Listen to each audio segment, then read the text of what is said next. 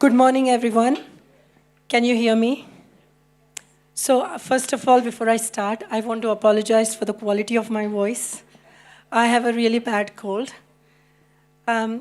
So before we start the panel, I would like to thank Caspian Week for hosting us.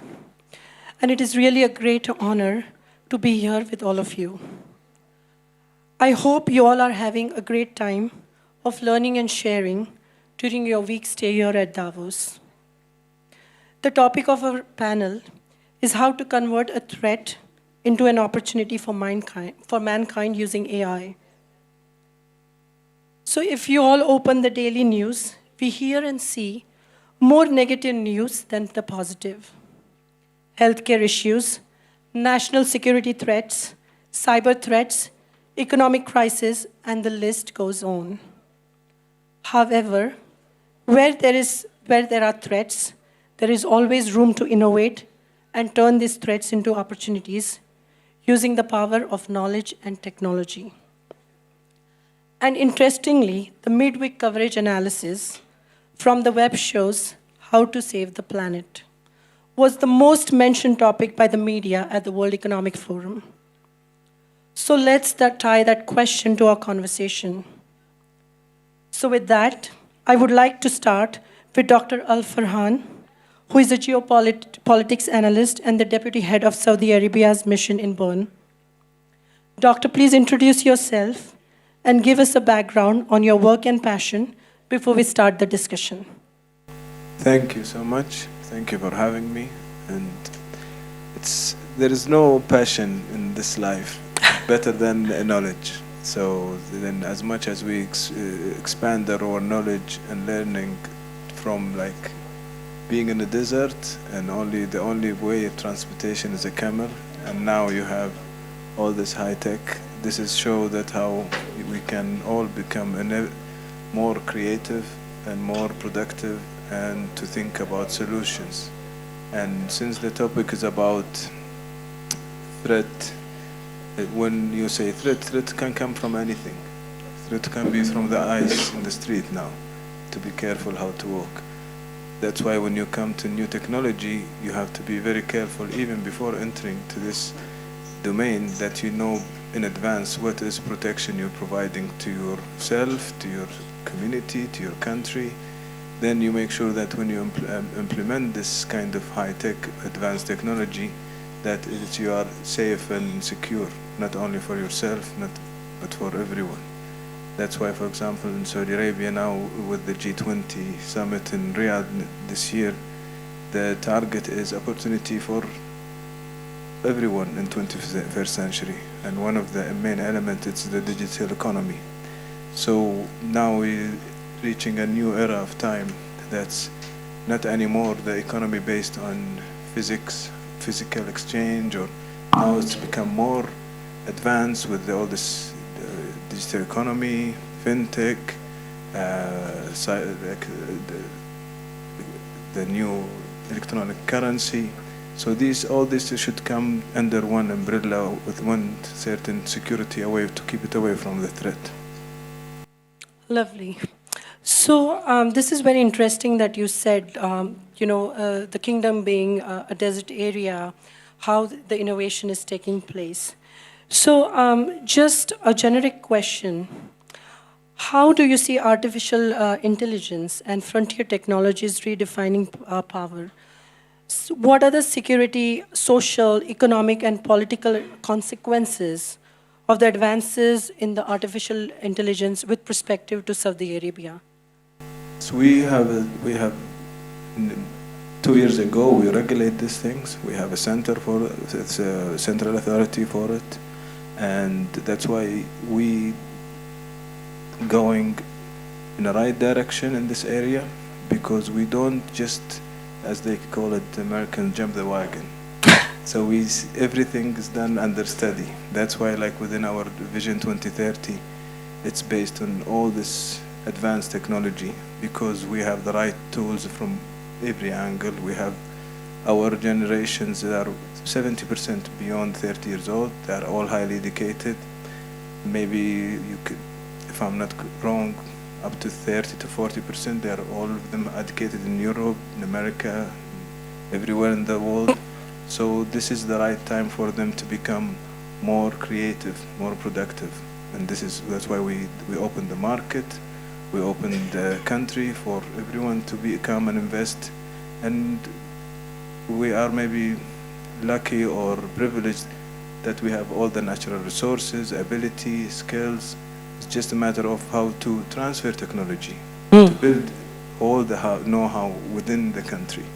This is the reason why we have the new smart city like NEOM, Amela, and other projects coming soon. So this is the idea of to create something new, to be the leader in this area. So we look forward for this partnership and to have the trusted partners like Switzerland, United States, some other countries there, so advanced in this area. So we open for business. Wonderful. And I must say one thing is that, which I personally enjoyed, is the Saudi Cafe. It was the best thing that I saw on the promenade. So if you haven't visited, I highly recommend to do that. So with that, I would like to turn to Igor, who is the CDO of Integral Petroleum. So Integral Petroleum, Igor, is a market leader in the trading and logistics. And you mainly work in the Caspian region, the Caucasus, Central Asia, and Central America. So Caspian Week has been, the highlight of the events that are in conjunction with the World Economic Forum. So with that in mind, can you tell us about the threats and the opportunities of working in this region, especially the Caspian region? What you have is, what your company has kind of faced.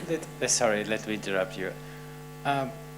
I'd like to focus not on the Caspian region, actually, because I'm an IT guy. I want to get back to AI. If you no, well, you have to use AI in this region. Correct. To optimize logistics. So anyway, we're going to use AI, so because we are always using it, and I'd like to discuss maybe what AI should do. Right. See, the reason I asked why the Caspian region specifically is because it is one of the, some of the countries in the region are small.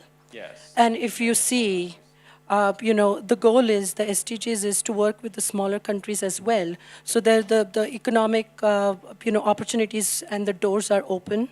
And, the trade happens, and, the education, which is very important part, is done, which is, of course, the technology part.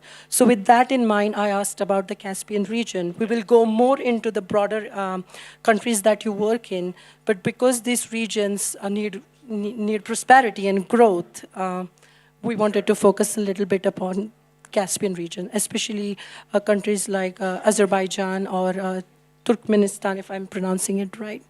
Yep. Yeah,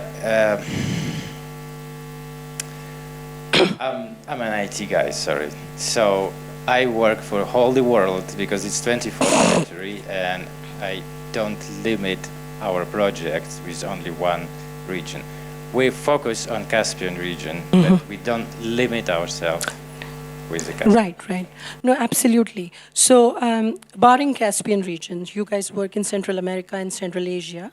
Can you throw some light, how you guys have used AI in your trading? Logistics, to save money, to make profit. So like this, like corporations do use AI. Yes, but at the same time, we are in research of AI doing other things like Bitcoin tracking, anti-money laundering. That's why it brings good to this world. That's why I would like to say, yes, this is an opportunity for the mankind in the Caspian region, in other country, and all across the world, maybe in the universe. Yes, so I would like to say that I think that AI is imminent, and we have to start loving it now, because this is our way to grow as mankind. Okay. So I'll come back to you on that. So I'll go now to Dr. Liu. So, Doctor, we share a common passion from the perspective of women in technology, and you have a unique journey in the technology pathway. So with that backdrop in mind, how has your journey created your own perspective on the use of AI and the threats and the opportunities that they pose? As I say, like I'm the only one except you who is a woman. Actually, from like when I was young, I already noticed that a lot of like women who are in technology, they focus more on creating like safetyness of the mankind, or education, or like elderly care. They are more they care more about this than, I'm not sure like all the men, but you can use AI for example gaming. For example, I'm not interested in that at all. So actually I come from China, and then I did my studies and working in Singapore, Belgium, and now finally in Switzerland. And during my PhD, I also collaborated with a lot like US groups, for example, IBM. So I have the background in neuromorphic engineering.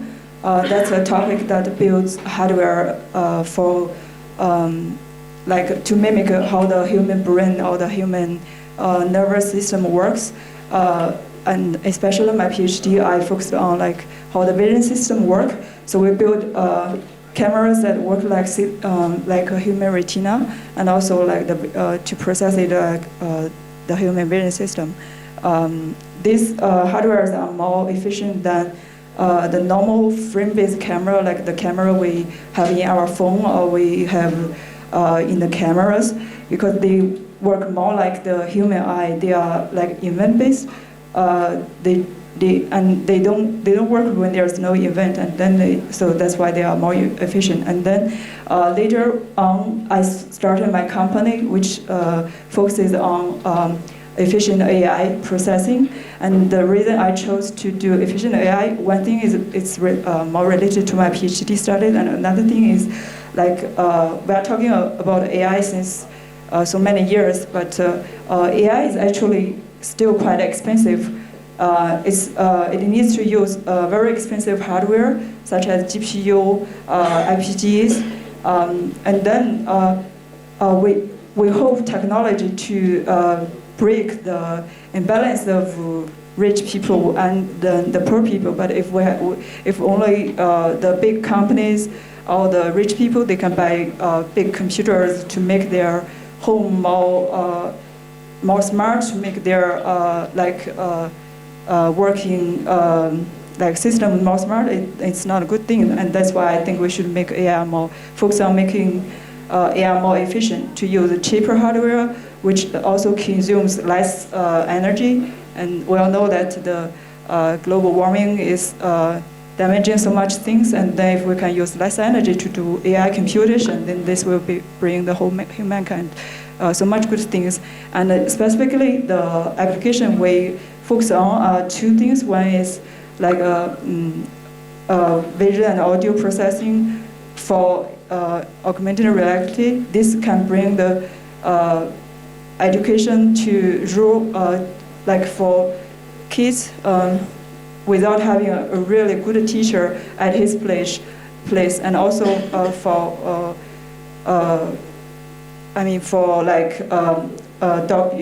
don't usually have good doctors in remote area either. And then with not expensive AI devices, we can reduce the need of good doctors and good teachers in rural area, which makes it more sense for to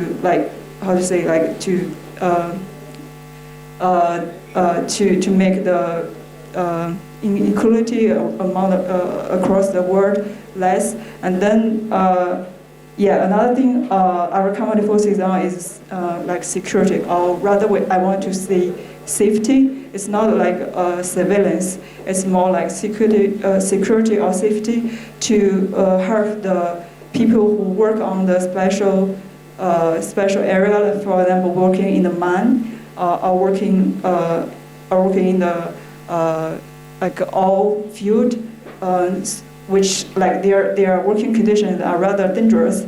But if we can have AI to detect, for example, polluting gas or like dangers for people working on a tree extension, whether there will be some coming danger. This will be very helpful, and that's what our company focuses on. And also, I think that's, I don't want to say there's a difference between women or men, but I think we are more likely to do this kind of things. Yeah, thanks. That's really great. So our next panelist is Matthew Sanders, who is the CEO of Humanity 2.0. So he was a speaker who was newly added. So the name itself, the name of the company, Humanity 2.0, generates a lot of curiosity. So we all would like to learn more about what humanity, what is the vision and the mission of Humanity 2.0. And then, if possible, in maybe 5 to 7 minutes time frame, share use cases about using technology for the betterment of mankind.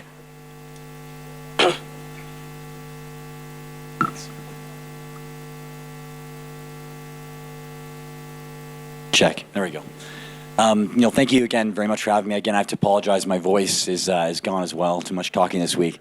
I get asked a lot, what's the distinction between Humanity 1.0 and Humanity 2.0? And the distinction we make is Humanity 1.0 is basically characteristic of most of human history, where we are a bunch of tribes all competing for scarce resources. And I think that kind of sums up our history for the most part. Humanity 2.0 is kind of our optimistic vision that we'll start seeing ourselves as one species, one planet, and one system, and we'll be working and collaborating together to shape the future together. So I'll start there. That's what Humanity 1.0 and 2.0 mean. Our mission is to accelerate human flourishing. And what I mean by that is there's a lot of emerging tech coming out right now, and it's I think we have reasons to be concerned. I don't think we should be afraid. But one of our contentions and insights is I think a lot of the fear comes from a fear of the unknown of what the future is going to look like. And I think we should be afraid of the future because this is something that we kind of found in our own research, is that humanity collectively doesn't have a kind of a shared horizon or understanding of what the future of humanity should look like. And we have like sci-fi shows like Star Trek, which have painted a picture of it, but collectively we don't have one. And I think this cardinal I used to work for used to say to me, if you know where you're going, you're more likely to get there. And this is kind of our underlying thesis, that we should be kind of actually working together as a species to look at what kind of world we want to build, and we should be working backwards. So seeing technologies as tools to help realize that vision, as opposed to just letting companies and governments just kind of all independently determine it for us. Regarding AI, I get asked questions about AI a lot. I always see it as a tool, and in the same way our ape ancestors picked up a stick and one of them decided to hit another person with it. A tool can be used for good or it can be used for bad. My concern is not the tool. My concern is about the depth of character and conviction of the people who wield the tool, and whether they'll be wielding it for the betterment of humankind or the betterment of themselves or their corporate interests. We're not anti-corporate at all. In fact, I think corporations are one of the great vehicles of progress. But I think there has to be more of a conversation between the respective stakeholders which are shaping the future, a lot of that being in the tech industry, and other organizations like the Catholic Church, which have been studying the human condition for 2,000 years. To talk about moving humanity forward or building a future and not involve Islam or Christianity in the conversation is silly, because they've been championing human rights continually longer than any other institution in the world. So Humanity 2.0, we have two components to us. One is about understanding what every human being needs to fully realize their potential, to flourish. That's part of our research effort, which we work on with Harvard, Oxford, and with the Vatican. Another part of us is basically a platform in which we try to bring together stakeholders from different sectors, public, private, and in-faith sectors, and looking at using the human framework to help determine in which areas we're delivering on flourishing, whether it be at a company or at a country, and what areas we're not. And in the areas we're not, those become market opportunities, business opportunities. How can we build alliances between other companies and other stakeholders to actually come up with solutions and scale them through platforms like the Catholic Church?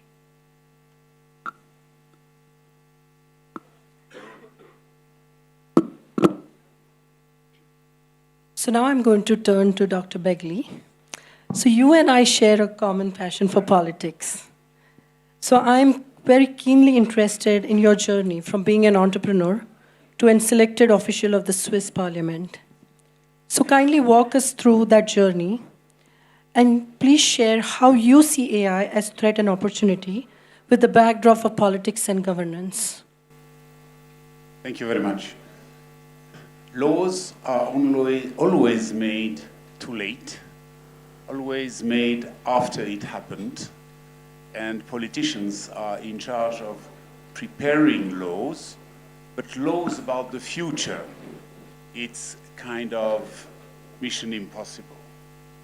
Not long ago, I lodged a postulate, and I asked our government how to introduce ethics in the algorithm. The answer was, we have it all under control. Translation, we don't understand what is your question.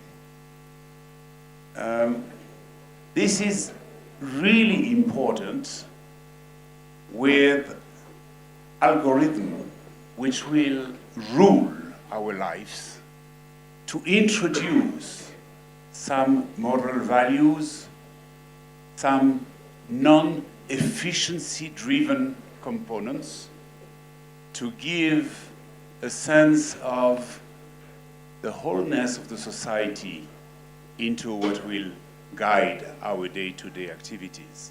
So you all know the example of the auto-guided car, and you have a driver, and maybe now we are in front of an incident. Either he would run over 4 kids and kill them, or you push the car into the wall and you kill the driver. What do? From a society perspective, you have to save the 4 children. If you are interested to selling your car, you make it safe for the driver. So those are the kind of decisions when the machine will decide for us, which have to be pre-programmed in order to know. Another example, when the US would send a drone, as it happened not long ago, to kill a specific person, if it is in a conflict zone, it still has to be decided by a division general.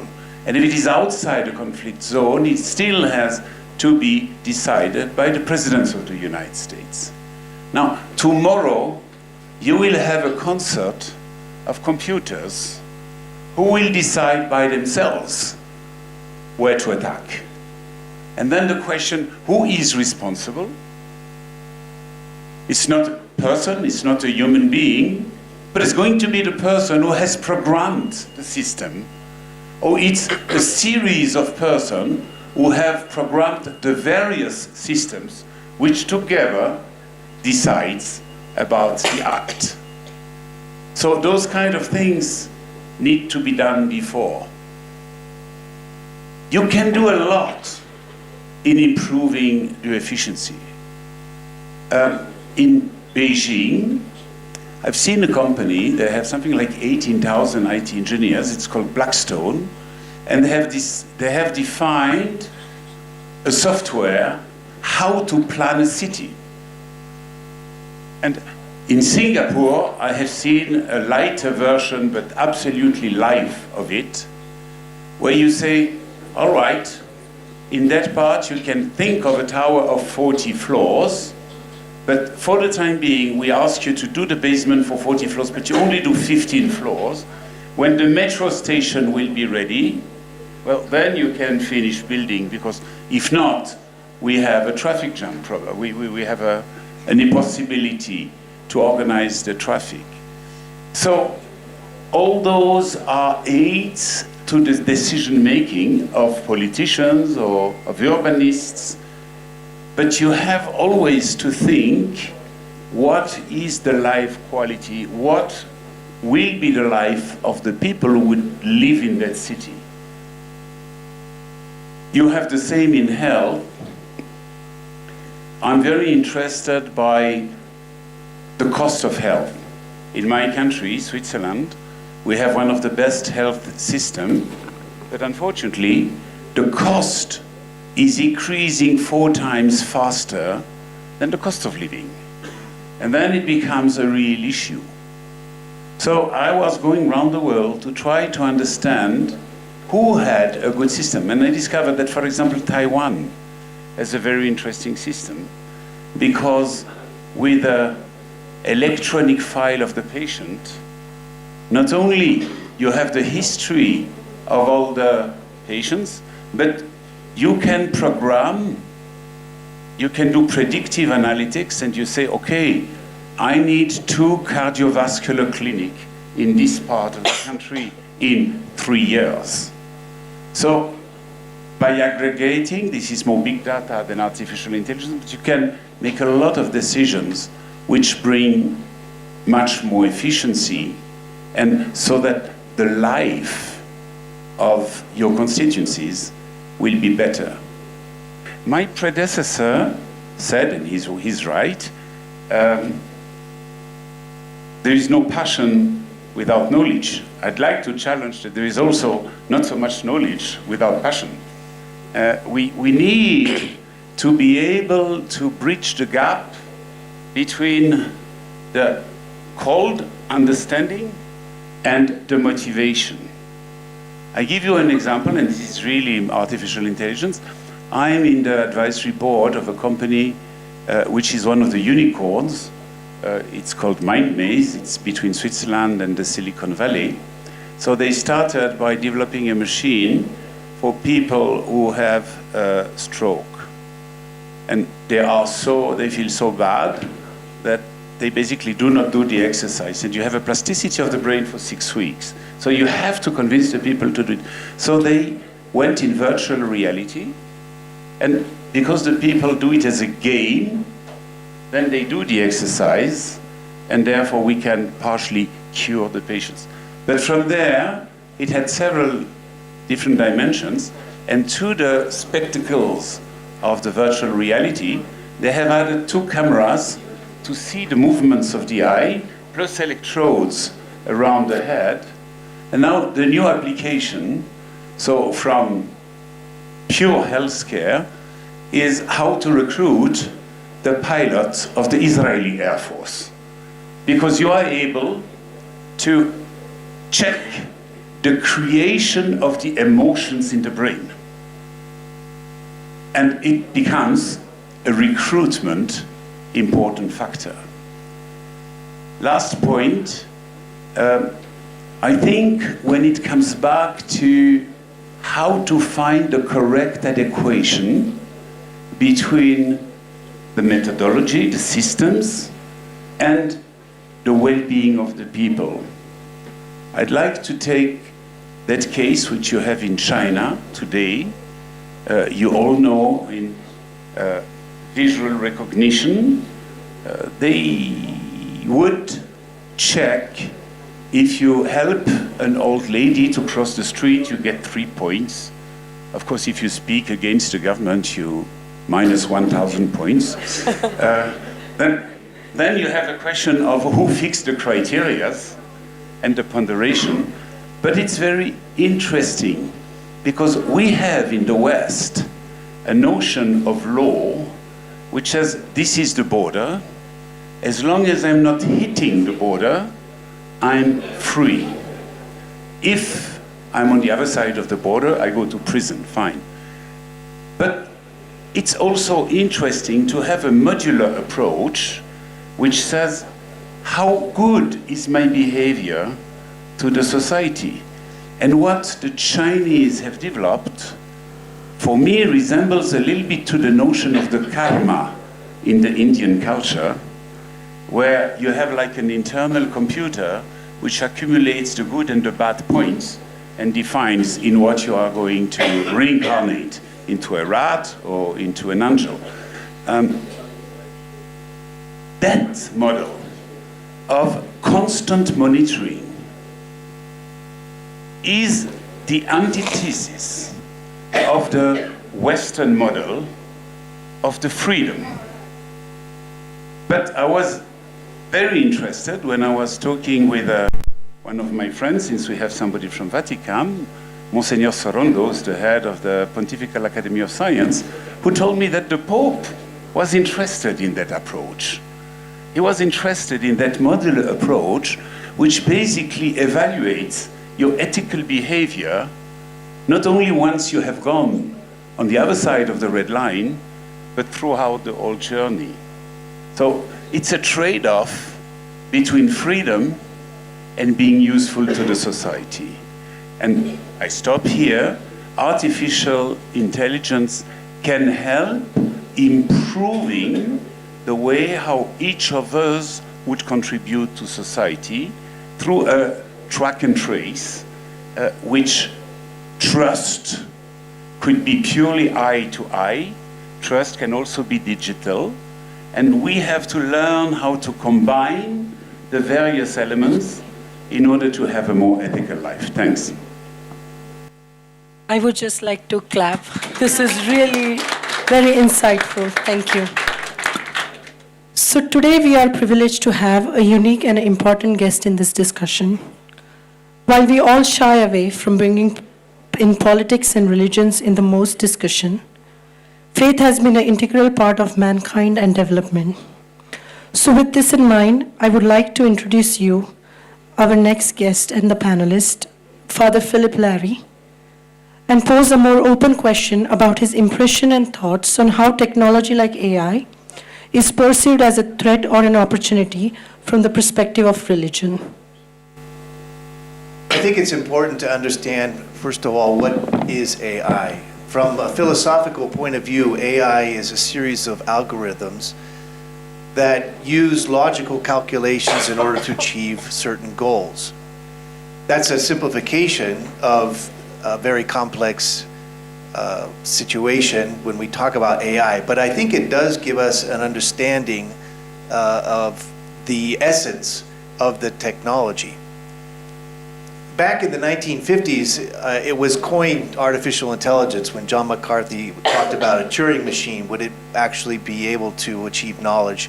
And so he coined the term artificial intelligence as opposed to human intelligence or biologically based intelligence. But mere logical calculations is not really intelligence. It's a part of human intelligence, and it's an important part, but it's not all that intelligence is.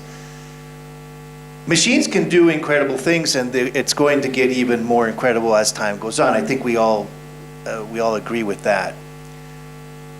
It can be very helpful, like Matthew says. AI is a tool that we're going to use, and it can be used for good, it can be used for evil. And so, yes, the Holy Father, Pope Francis, is very concerned, and there are a series of initiatives inside the Vatican that are aimed at guiding the work in artificial intelligence, especially with large tech companies like Google, Microsoft, Amazon, and Facebook, all of whom have come to the Vatican at different levels to dialogue on this issue. Archbishop Sanchez Sorondo is also, I think, taking a leading position from the Pontifical Academy of Sciences. Every one of us uses AI to a certain degree. It's in our cell phones, it's in our computers, it's in things that we buy, it tracks us, and it's used in the military, it's used in the legal profession, it's used in medicine, it's used in pedagogy, which is what I'm interested in. As long as we use it in order to enhance what we truly are as human beings, I think it's a huge benefit to humanity. You can use it to destroy each other as well. We can use it to enslave ourselves, as was mentioned before. We hand over our autonomy to AI systems. It's important to think about this before it happens. We're still, I think, in the primitive state of artificial intelligence, and it's going to exponentially increase in the near future. But I agree that we need to start thinking about these questions now. Two final considerations, which I think is where religion comes into the discussion about artificial intelligence. The first one is the existence of the soul. many engineers are beginning to understand artificial intelligence as kind of an unbodied soul.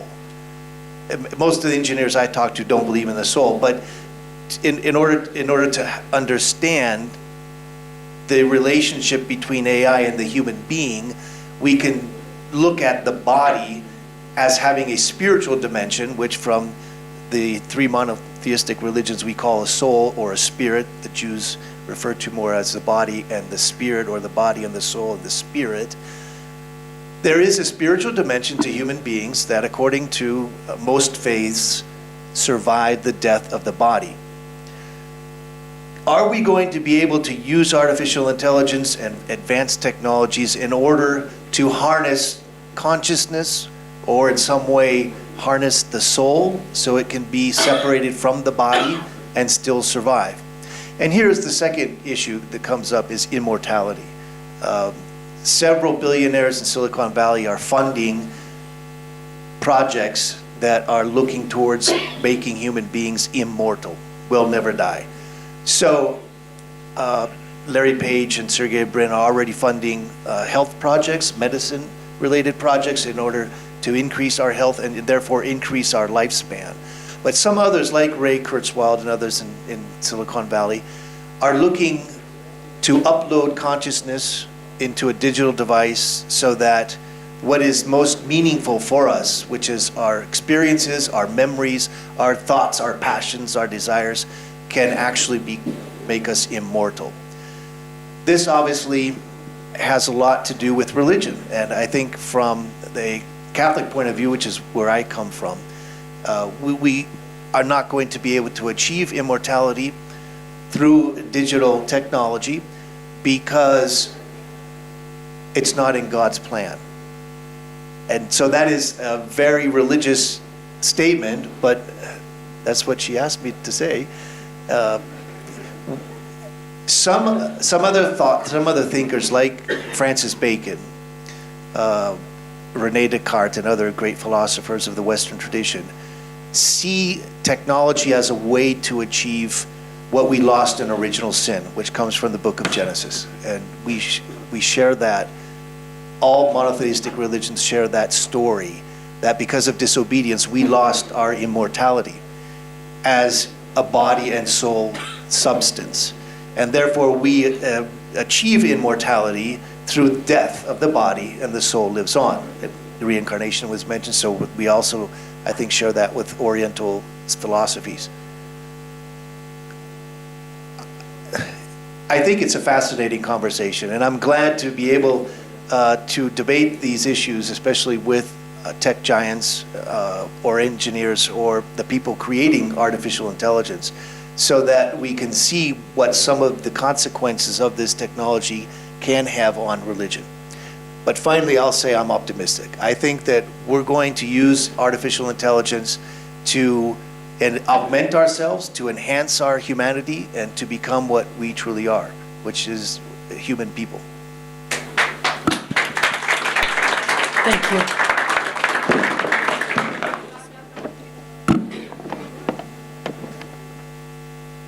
So when we started and opened this discussion, the one question that I had said that was trending at Davos and beyond was how to save the planet, right?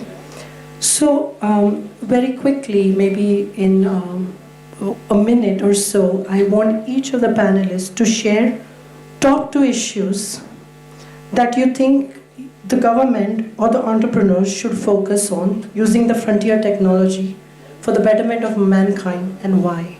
And you all come from the different verticals of the industries. You had discussion here with your friends, with the community at large. So it's very important to know what is those 2 issues close to your heart and why. Who wants to start? Well, I think the one thing is we have a finite amount of computational capability. So I think it's really a question of where do we want to commit that computational capability. The role of companies is to make money. I know that at Davos they're trying to change that narrative. I think that's very positive.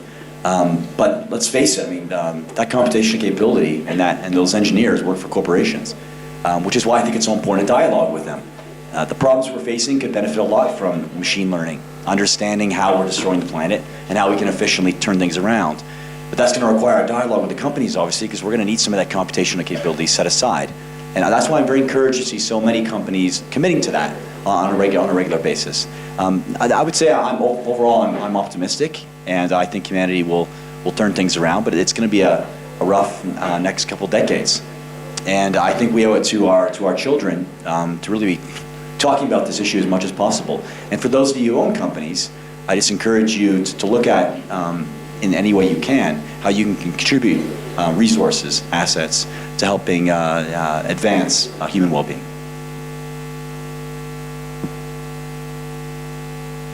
Okay.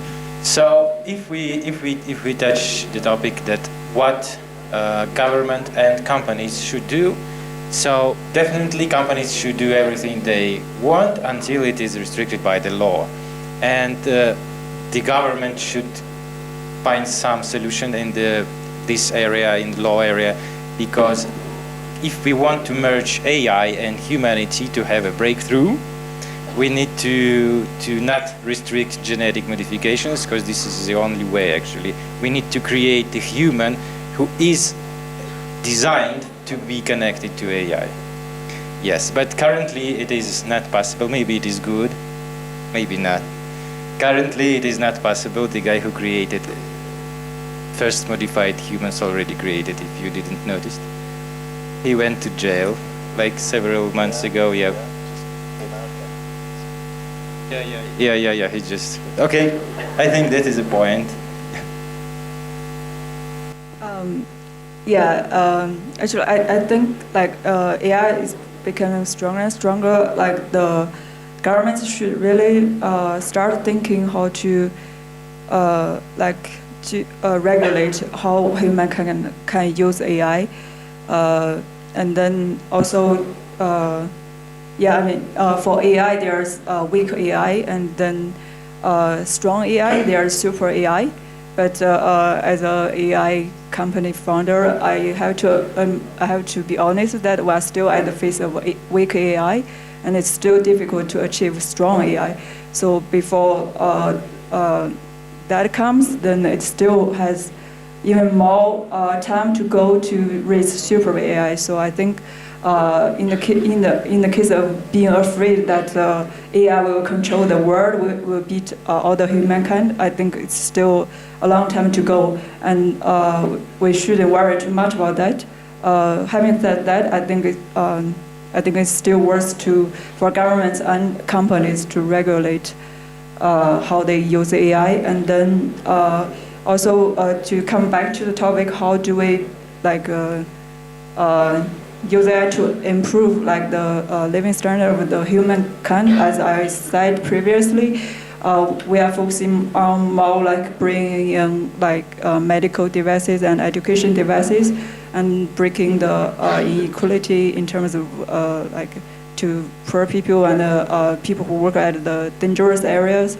I think this is a point to go, and I also think that making AI more efficient is also a very important thing. AlphaGo beats the human, but actually the computer, the supercomputer in back of AlphaGo burns 1,000 watts.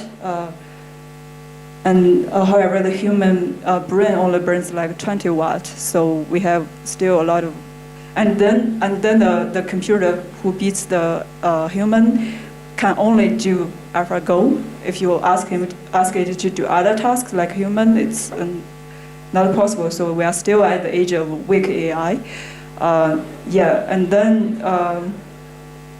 there's still a lot of way to go. But as a lot of my colleague previously mentioned that in China, people do this, track the behavior of human, and to create this prediction or whatever, to give credits to how good this person is.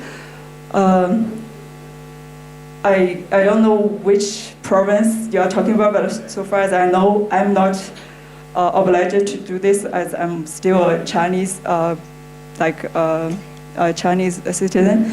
And then I think if we do this, we can do it in a more like moral way. And yeah, so it's not definitely bad to have a trace record maybe, but I think we should care about like privacy and so on.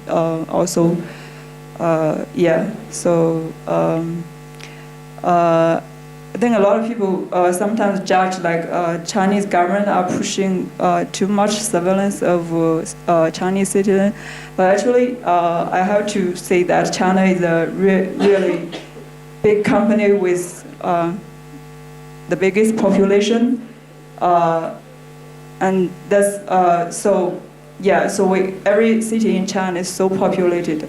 Every time I'm asked like where are you from, I always say I'm from a small city in China. Actually, this small city has more population in Switzerland, so so somehow we have to be more regulated than other countries to be safe. Otherwise, it will be much more chaotic than the other politicians think.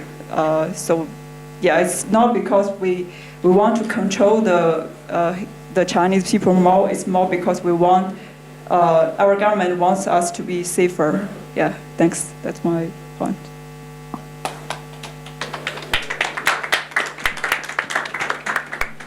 Thank you. Let me first appreciate what Father Philip says. It's something related to logic and principality of human being, regardless of religion or where you come from. But this is the basic human being understanding, is natural. So Claude mentioned something very interesting about the legal side. Since my background is legal, before I become diplomat or something different from all these IT experts, I believe IT, yes, have no border. It's cross-border transaction. Okay, but you cannot make IT or artificial intelligence to become unlimited with moral and principles, to override humanity on principle of logic, or as Father Philip says, even religion, which is I agree with him in this part. Then when you reach this point, this is where you can differentiate between good or bad, right and wrong. Yes, you can use artificial intelligence in transaction, business, banking, management, you name it, but never come across, as Claude says, to the barrier where you interfere with nature, especially with the human being. This is a very dangerous line. This where, if I am a lawyer, and I appreciate the Principality of Liechtenstein. 2 months ago, I met Prince Nicholas. He's in charge of ethics of artificial intelligence. And this is show you some countries, when they come to put laws, they think too far.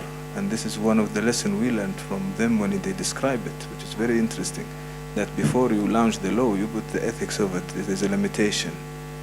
Yes, other countries, they might proceed to over the limit, the ethics, the religion, the principality. This is their problem, but then it will hit them back in a very bad way, beyond their imagination. Thank you. Thank you. I will not reply in 2, but in 3. Very concretely, the first point would be circular economy. If we really want to save the planet, we have to think on the way how to have less pressure on non-renewable materials and how they can be reused and reused. I was interested yesterday night in a panel where out of PET they are doing houses. And then you can even recycle the house. That idea of reusing the same material several times for different purposes, I think is really key, linked to the supply chains, which are now going round the planet in all the directions. I have background in logistics. There is a lot which can be improved for the good of the planet. Now, coming more strictly to the artificial intelligence itself, my point would be to, and that's very much in line with what you said, Artur, I think to define the complementarity between our rational approach and our emotional approach, and what could be the immortal part, which we could call the spirit. It's extremely complex to define in our brain those three dimensions. I have a son who just died out of a brain tumor. It's a bad thing because you never know what has to be attributed to the character and what has to be attributed to the illness. And it's very difficult also to know, when we come to beliefs, what is coming from my education versus what is really spiritual. I always asked myself, in a religion, which part is cultural? There are a lot of things. I remember once I was in Afghanistan, I was very afraid in the night to be attacked. And I was singing Christmas songs, but that was not Christian at all. It was just coming back to my very young age, where I felt the comfort of my parents. Then there are, in most of the large religions, very similar moral values.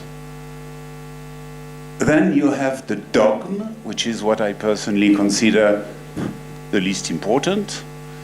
And then there is, in the proper sense of yoga, the union with God, which is what we have in the Christianity, for example, so strongly. And the fact that we can feel close to God is, for me, the most important thing in my life.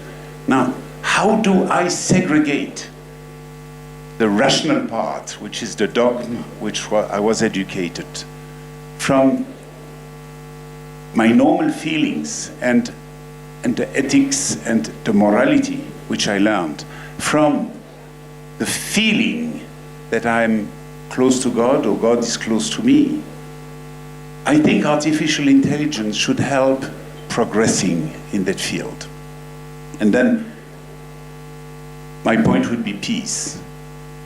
Probably we can use artificial intelligence again to better segregate what is really essential from what is less essential, to better understand the culture, to work on forms of avoiding the wars, to look at complementarities, because if everybody has a role, well, we will have much less conflicts. And if we see in helping, for example, the poor people, an opportunity instead of a cost, everybody will be better. So I think artificial intelligence, which means enhanced intelligence, even if we are going to have a few chips implanted in our brains in order to add slices of memories, why not? Provided the connecting the dot is still the human brain, should help us to understand each other's culture and therefore probably give a better chance to peace.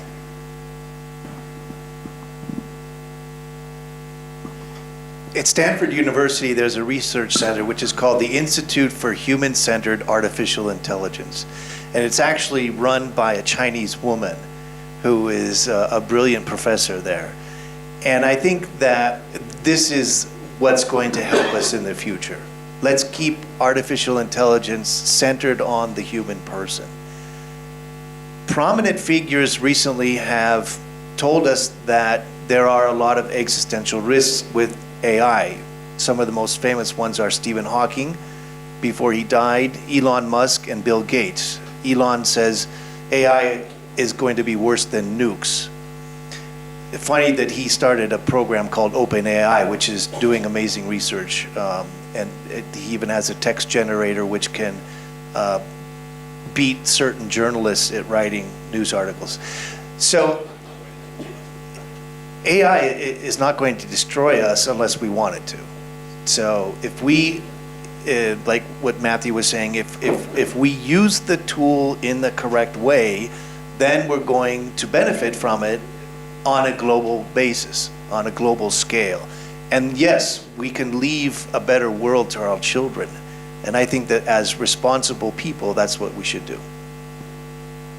So we have heard fascinating insights from our esteemed panel speakers.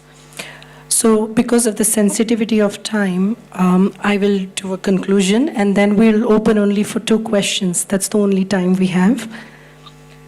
So I personally agree that with great power comes great responsibility. So this is how I would like to conclude this panel.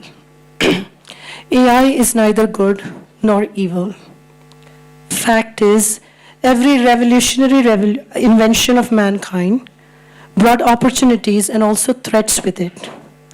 As positive and impacts are some of the repeated words we are using in our communities and have seen being used this week at Davos, let's all agree that we are already experiencing the positive effects of AI and acknowledging its possibilities and potential to create a better world full of health, prosperity, and safety for all.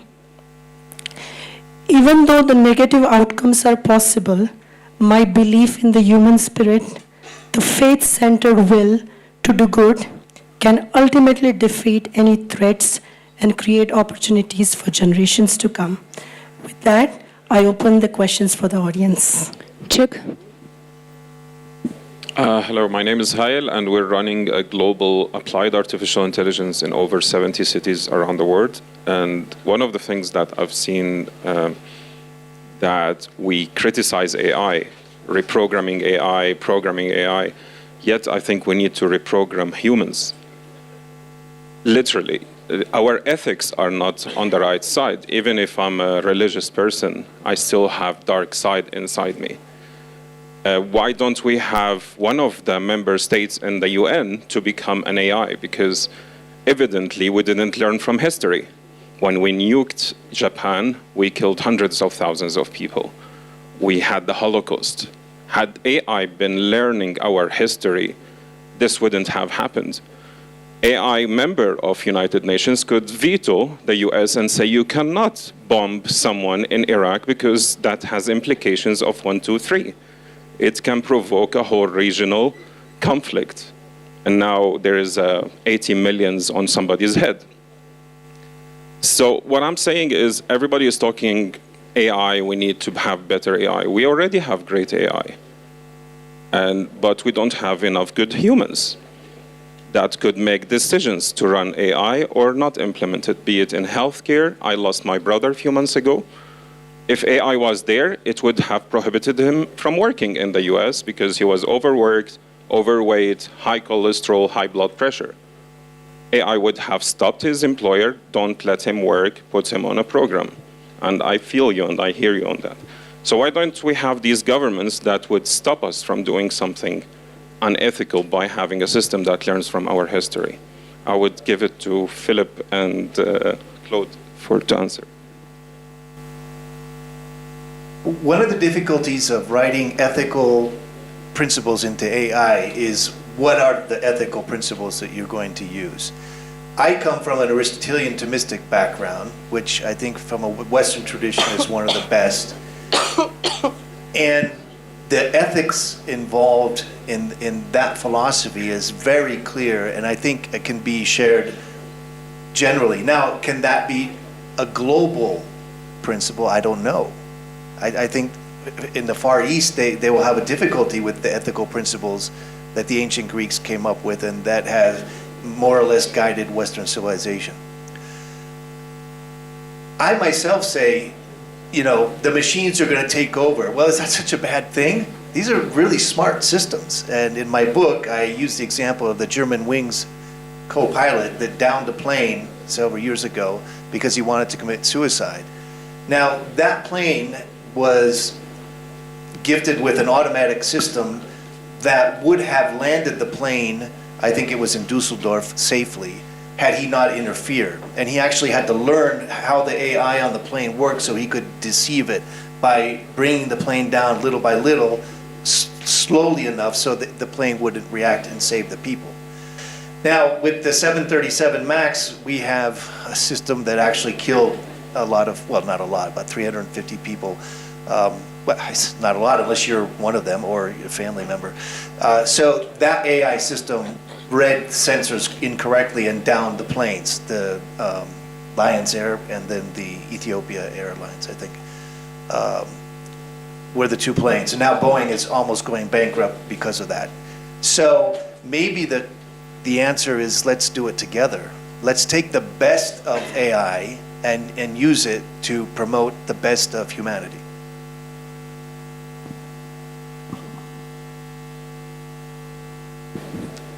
I agree with your statement. AI is a tool, and a tool is a tool, and it's only worth what the inputter, which is a human being, wants the tool to do. The example of the plane is a good one, because you always have the automatic piloting system, and you can disconnect it to do it manual. And the pilots are always trained to be able to disconnect it, but we know that the precision of the manual piloting is normally inferior to the one of the computer on board. When artificial intelligence is at the service of the human, it's fine. When the human has to adapt to the artificial intelligence, that's where we are crossing a border. And probably that border we will cross more and more in the future. The fear is to use artificial intelligence as an enhancer, as a multiplier, as an efficiency improver of what we really want. And that's where it comes to the emotions. I want to be the greatest. My country has not to work with the others because I have to protect my own things. I'm superior to others. I want to dominate. Well, my culture is worth more than somebody else's culture. So as long as we have, and you are totally right, those feelings as human beings, and we put the artificial intelligence just to protect those motivation, well, we are not going to do so much. So we should probably try to research how we can change our own mind, how we can not only use it as a way to be more efficient to achieve our purpose. If our purpose are sometimes, I think all of us, we have a bright side and we have a dark side. Now, as long as the ego, and politicians, the higher you go normally in the hierarchy, the higher the ego as well. Not always, but often. So as long as that is like that, it will not resolve the thing. And I think we should really work on understanding each other's culture, of understanding the interaction between the various people. It's a vast program.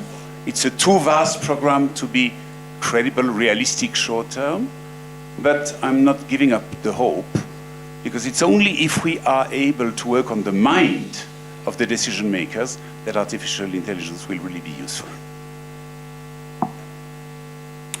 So we have time only for one question, one last question.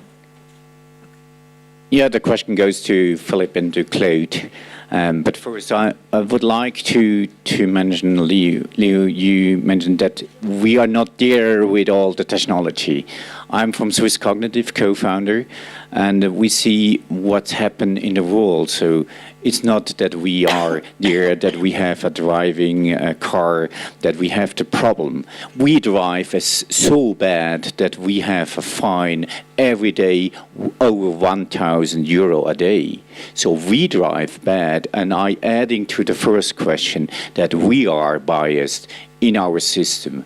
And we are not there that we can conclude this AI to a spiritual question about soul. No, not going there. So we have to be careful that not going in this direction, phasing that we are say, okay, AI can solve everything.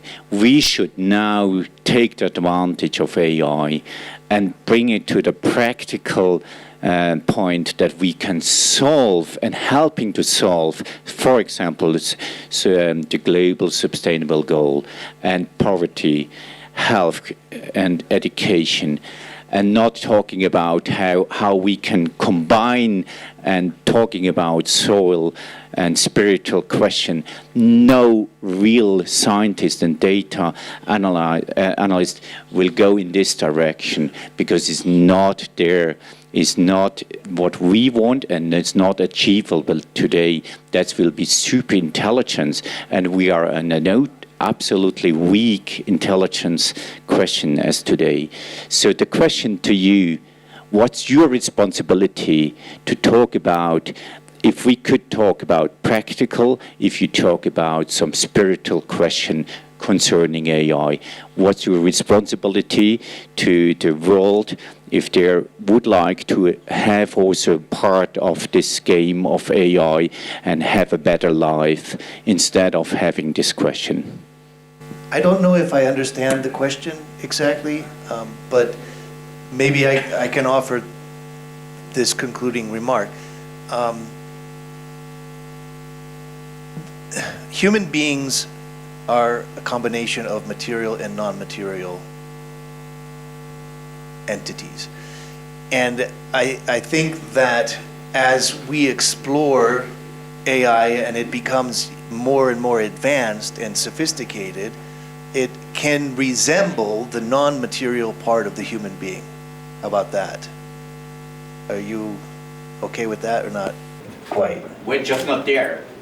What we can achieve today, it would solve, at first question, it would solve so many things around the world. Let's talk about this, focus about this, and talking about superintelligence and making us better in our mind is something that's absolutely not reachable today. It's not in the lab, it's in conceptual box and in some minds, but there's no reality as today. Okay. No, I didn't see any use cases as today.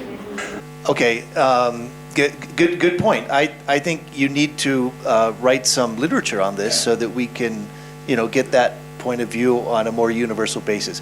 I'm coming at from a point of view, for example, Nick Bostrom, who runs the Future of Humanity Institute at Oxford University, and in 2014 wrote a book called Superintelligence: Paths, Dangers, and Proposed Solutions.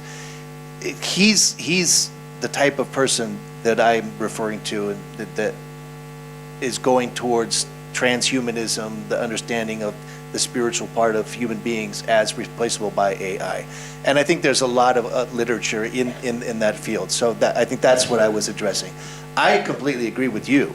I mean, if that is the focus of your company in Switzerland, Cognitive Swiss, is that Swiss? Swiss, okay. Yeah, we can work together. We can, I think we can agree. I think your point is highlighting the difference between low-hanging fruits and the ultimate goal. You are right. If we want to achieve concrete, rapid results, we have to focus on a level where those fruits are. I mentioned before the fact that, for example, cycling economy, those are things whereby using artificial intelligence, very often big data and predictive analytics, we can come to very concrete implementable solutions now. It doesn't mean that the other question is not valid. It's another level, it's another period. I would personally not give up the hope that we can also try and work one day on the mind. What we are able to do on the brain today is amazingly more advanced than what we did a century ago. What we will be able to do in 2 centuries, I have absolutely no idea.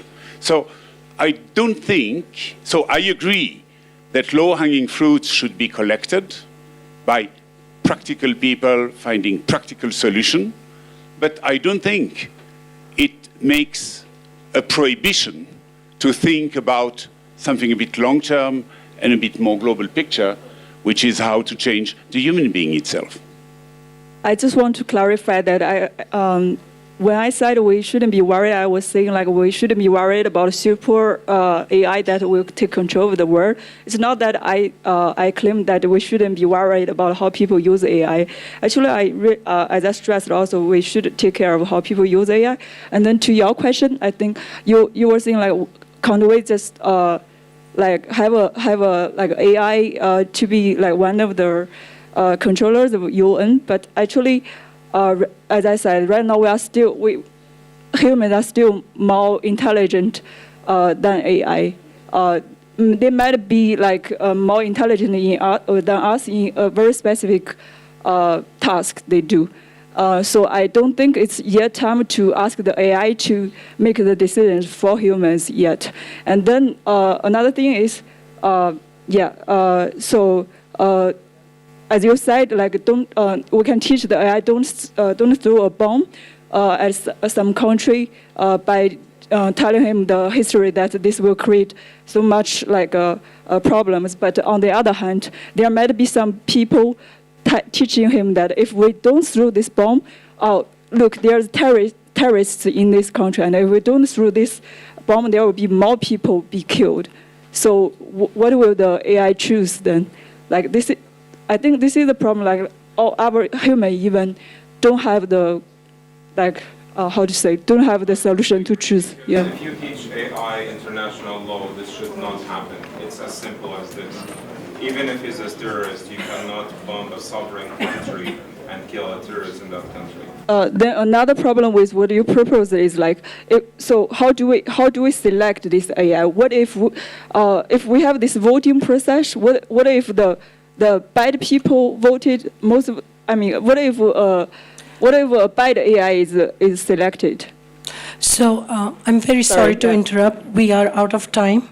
So we will love to continue the discussion, in the informal setting. With that being said, I want to thank all the panelists. A big round of applause to all our panelists. And we hope that this discussion continues forward to the power of social media, and we take these ideas and convert it into actions for Davos 2021. Thank you. Yes.